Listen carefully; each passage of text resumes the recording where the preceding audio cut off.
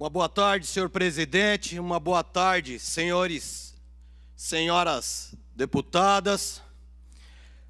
Com muita satisfação que retornamos aqui ao nosso plenário, indispensável para as nossas manifestações em nome e em representação do povo do estado de São Paulo. Um grande abraço e que Deus abençoe a todos vocês que nos acompanham nesse momento pela TV Alesp. Quando foi votado o estado de calamidade aqui nessa casa, nós fomos contrário e eu votei não, porque nós já prevíamos, por tudo que acompanhamos em termos de postura do governo do estado de São Paulo, que não haveria transparência e não haveria controle do empenho desses recursos. Um exemplo rápido que nós citamos aqui: o empenho dos fundos especiais, que também nós votamos não aqui nessa casa, onde se soma 5,6 bilhões de reais desse fundo especial a ser destinado ao combate ao coronavírus.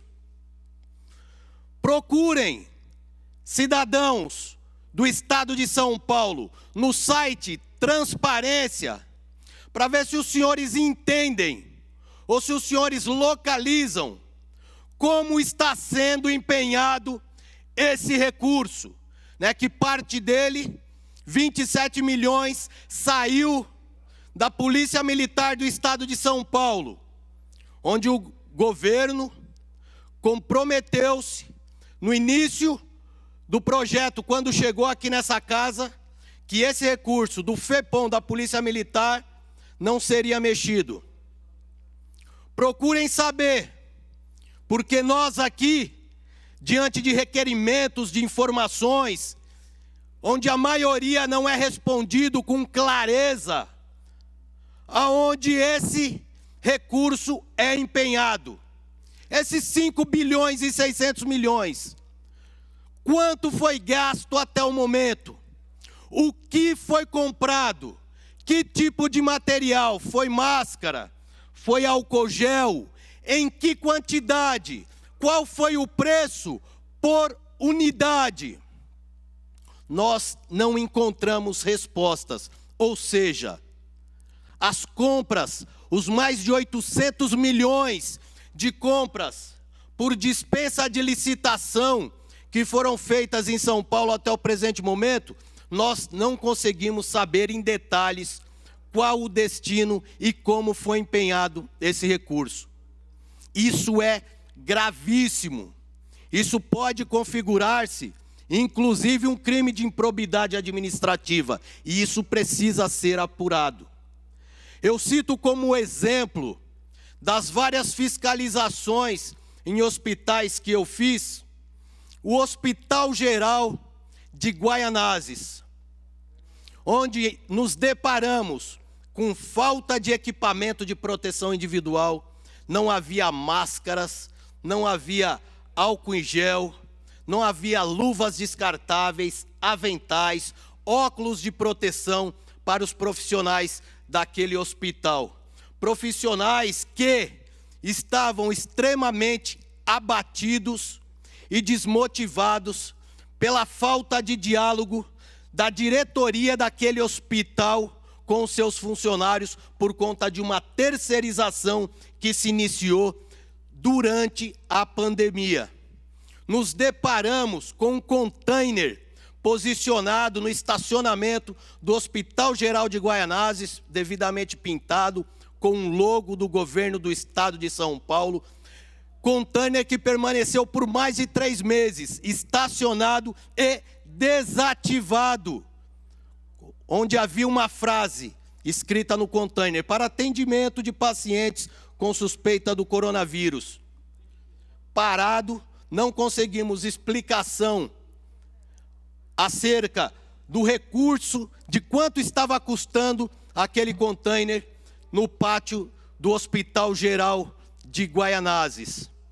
Isso nos levou a apresentar uma representação no Ministério Público do Estado de São Paulo, onde foi acolhida a nossa representação e foi instaurado o inquérito civil para apuração da prática de crime no Hospital Geral de Guaianazes. Inclusive, a diretoria toda foi retirada e foi trocada daquele hospital para que fosse feita a devida apuração. Nós continuamos citando a falta de apoio e de amparo aos policiais do Estado de São Paulo, que ao longo de toda essa pandemia não trabalharam virtualmente, trabalharam nas ruas de São Paulo, resolvendo problemas dentro de hospitais estaduais, municipais, atendendo ocorrência.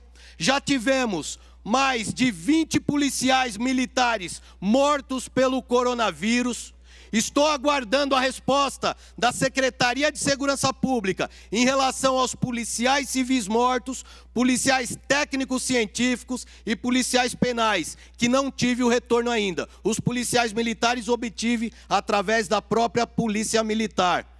E ao longo desse estado de calamidade, somente foi retirado recursos dos policiais militares.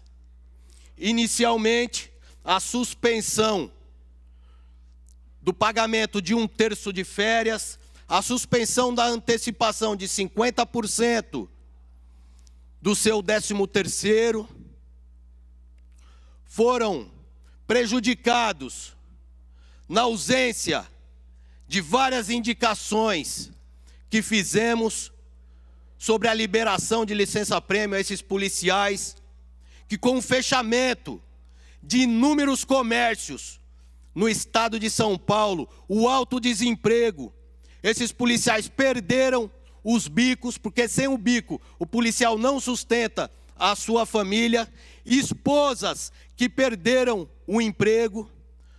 Os policiais estão passando por uma dificuldade extrema, pois tinham a expectativa que foi dada pelo governo do estado de aumento salarial que os elevaria ao 2º patamar do nosso país. Foram enganados, como foram enganados em outras inúmeras promessas. E nós voltamos a este plenário para dar voz aos operadores da segurança pública em São Paulo, que são imprescindíveis nesse estado de calamidade, salvaram muitas vidas, perdeu-se muitas vidas durante esse estado de calamidade. E estamos aqui também para cobrar o governo do estado de São Paulo, que com medidas totalmente ausente de critérios técnicos, gerou um desemprego absurdo em todo o nosso estado. Medidas atabalhoadas desde o início, uma hora suspende o rodízio, acaba gerando uma superlotação dentro dos transportes públicos, que já são lotados, os nossos ônibus, trens e metrôs. Hoje, nós temos no estado de São Paulo 23.365 óbitos. E nós perguntamos, diante de toda essa ausência de critérios técnicos, de medidas levadas a efeito, quem muito prejudicou o nosso povo, a quem responsabilizar a todas essas mortes e a esses mais de 560 mil infectados no estado de São Paulo? Como o prolongamento de 6 dias de um feriado no mês de maio, que levou o surto do coronavírus para todas as cidades do interior, que hoje sofre muito com a superlotação de UTIs. Estaremos aqui nessa tribuna trazendo a voz e o apelo de todo o povo de São Paulo diante da calamidade que atravessamos no nosso estado. Muito obrigado a todos.